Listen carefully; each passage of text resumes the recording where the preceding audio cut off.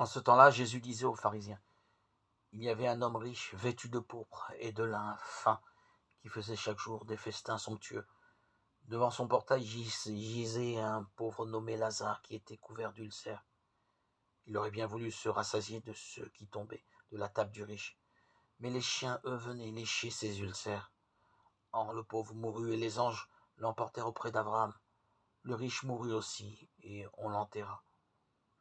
Au séjour des morts, il était en proie à la torture. Levant les yeux, il vit Abraham de loin, et Lazare tout près de lui. Alors il cria, « Père, Abraham, prends pitié de moi, et envoie Lazare pour tremper le bout de son doigt dans l'eau pour me rafraîchir la langue, car je souffre terriblement dans cette fournaise. » « Mon enfant, répondit Abraham, rappelle-toi, tu as reçu le bonheur pendant ta vie, et Lazare le malheur pendant la sienne. Maintenant, lui, il trouve ici la consolation, et toi la souffrance. Et en plus de tout cela, un grand abîme a été établi entre vous et nous, pour que ceux qui voudraient passer vers vous ne le puissent pas, et que de là-bas non plus, on ne traverse pas vers nous. » Le riche répliqua, « Eh bien, père, je te prie d'envoyer Lazare dans la maison de mon père. En effet, j'ai 5 frères qui leur portent son témoignage, de peur qu'eux aussi ne viennent dans ce lieu de torture. »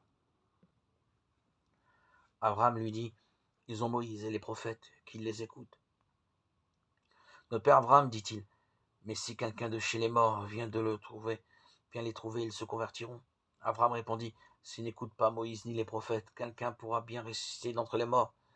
Ils ne seront pas convaincus. » Luc 16, 19, 31.